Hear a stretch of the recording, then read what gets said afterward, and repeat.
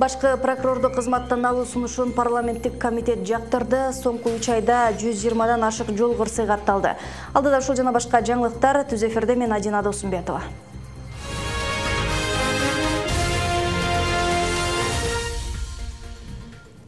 Президент Сооронбай Жээнбеков башкы прокурор Индира Жолдубаеванын кызматтан алуу сунушун ЖКнын тармактык комитети жактырды.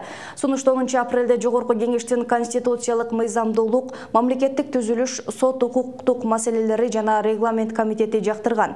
Бул маалыматты парламенттин басма сөз кызматынын башчысы ырастады. Башкы прокурор Индира Жолдубаеванын кызматтан алуу жөнүндө президенттин сунушу парламентке 10 апрелге келип түшкөн. Эске салсак, өткөн жумада парламенттик Атамекен жана Республика Ата журт фракциялары башкы прокурор Индира Жолдубаеванын 2017 жылдагы ишин канааттандырарлык эмес деп табышкан. Ошондон улам жумуштан алуу сунушу менен президентке кайрылышкан болчу. Акыркы 3 айда эле Ош облусунун аймагында 120дан ашык жол кырсыгы катталган. Алардын ичинен 180 адам жараталып, 18 каза тапты. Мындан улам Ош облустук жол кыймылынын коопсуздугун камсыздоо кызматы менен Кыргызстан мусулмандар дин башкармалыгы облустук казыят менен биргеликте акция уюштурушту.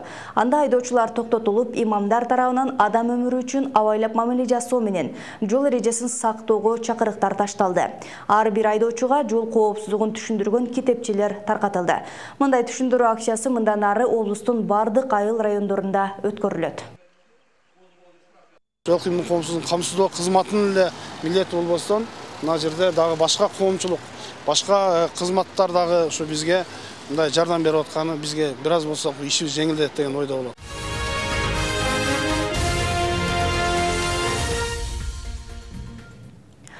Аңчылыктын мөөнөтү кыскарды. Бул тууралуу Айлана чөйрөнү коргоо жана Токой Чарба мамлекеттик агенттигинин жетекчиси Алмаз Мусаев кабарлады. Анын айтымында буга чейин аңчылыкка жылына 6 ай берилип келген, бүгүнкү күндө анын мөөнөтү 2 айга кыскартылды.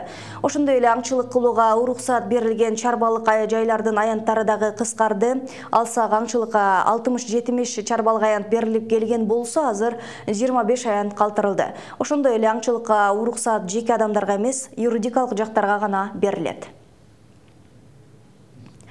Жалпы республикалык тестирлөөгө катталууга жетишпей калгандар үчүн экинчи мүмкүнчүлүк берилет. Билим берүүдө баалоо жана окутуу усулдары борборунан билдиришкендей, азыр буга калуучулардын саны эсептелип жатат. Кошумча катталуу 14 жана 17 майда өтөт. Жалпы республикалык тестирлөөнүн өзү 14 майдан 19 майга чейин болот. Эске салсак, кандай гана окутуу формасы болбосун, бардык абитуриенттер тестирлөөдөн өтүшү шарт.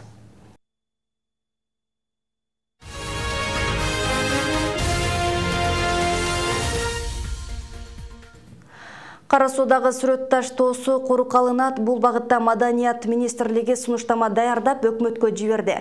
Эгер колдоо тапса, ташка чийилген аргымактардын сүрөттөрү кайтарылып, тарыхый жайга айланат. Азырынча Илимдер Академиясы петроглифтерди гана изилдеп, канча каржы кетери аныктала элек. Ушул тапта кароосуз жаткан сүрөт таштоосунан Сыргак Бактияр уулу кабар алды.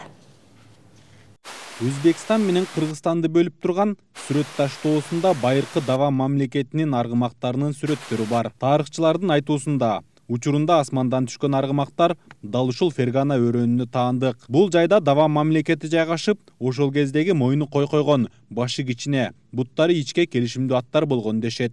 Ошондой эле ушул сыяктуу сүрөттөрдү Сулайман тоодон да кездештирсе болот. Андан кийинки эң ири тартылган сүрөт бул Араванын аскасындагы, Араван кыштагын чыгыш тарабында. Сөз түрдө мамлекеттик деңгээлде чаралар көрүш керек. Ал эми ташка тамга басылган тарыхый жайга мамлекет тарабынан көңүл деле бөлүнбөйт. Тагыраагы сүрөт таш жергиликтүү тургундардын мал жайуучу жайына айланган. Тегерегине жарандарда отурукташа баштаптыр. Азыр эми корук алуу боюнча Маданият министрлиги иш алып барып жатат. Болгондо дагы республикалык мааниде эстеликтердин учетуна тургандан кийин эч ким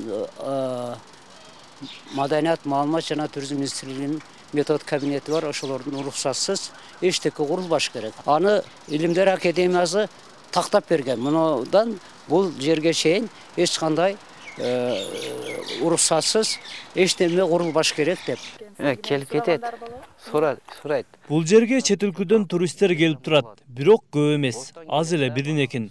Анан ошол тиешелүү жетекчилер да келип турушат. Эми мал койду ким жайганын билбейм. Биз мүмкүн болушунча тазалап карап турганга аракет кылабыз. Мына келип ташалган келет адамдар элде. Сүрөт ташты Илимдер академиясы изилдеп, аянтын тактаган. Анын негизинде жергиликтүү бийликке тапшырмалар берилип, курулуш жүргүзүүгө жана таштарга сүрөт тартууга тыюу салынган. Буга катар эле өкмөткө бул жайды корукка алуу боюнча кат жолдонду. Эгер кайрылуу колдоо тапса, сүрөт таш кайтарууга алынмакчы. Биздин заманга чейин бул Фергана өрөөнүндө Даван мамлекети жайгашкан дешет. Буга далил катары ташка чегилген Даван аттарынын сүрөттөрү бар. Канча бир кылымдардан бери өз сынынан кетпей, ушундай акыбалында турат.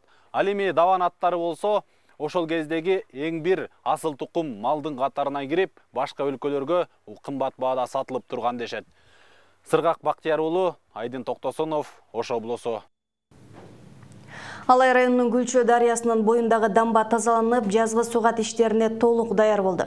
Учурда аталган райондо ишембиликтер өткөрүлүп, таштандылар алынып, аймакты жашылдандыруу жана көрктөндүрүү аракеттери жүрүп жатат. Мындан сырткары бардык айыл аймактарда дарактар акталып, сырдалып, жаңылары отургузулууда.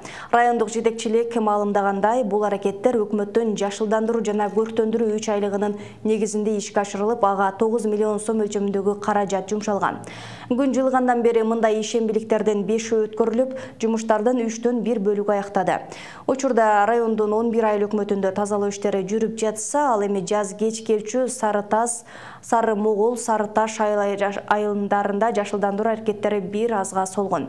Кар кетери менен аталган айылдарда дагы жашылдандыруу иштери жанданат.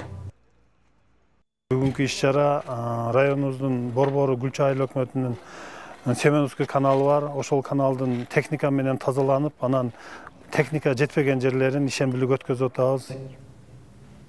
Ош шаарындагы реабилитациялык борборго мөмөлүү дарактар отургузулду. Бул 9 апрель бүткүл дүйнөлүк Тайзи Жуан өнөрүнүн күнүнө карата уюштурулган. Мындай демилге Тайзи мектебинин негиздөөчүлөрү тарабынан көтөрүлгөн.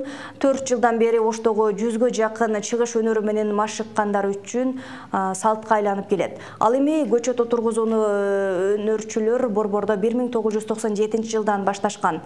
Мындан ары да жыл сайын 9 апрелде өлкөнүн бардык аймактарында жайылтууну көздөп жатышат. Белгиле кетсек, чыгыш өнөрүн үйрөтүү мектебинин окуучулары ушул убакытка чейин 2 миллиондон ашуун көчөт отургузушкан. Бул Кудай кааласа биз мындан дагы улантабыз. Буга чейин ошо Бишкекке барып, дайым ошо Бишкекке барып көчөт текчи элек дагы 1-2 жылдан бери ушул Ошто өтө турган болуп калды. Анан бул көчөт теккенден сырткары дагы биздин азыр мына эртең менен таңга мал чыгып алып, ошо таистер чыгып алып, ошол площадь жака драмдын астына барып алып, тайыз иштеп, эртең мененки саат 7ден ошо таңды биз тайыз менен тосуп алып, анан кайра бул жерге келип көчөт эгип атабыз. Сиздер ушул сааттарга чейин алынган маалыматтардын топтомун түз эфирде көрө алдыңыздар. Дагы башка жаңылыктарды ынтымак чекит KG сайтынан окусаңыздар болот.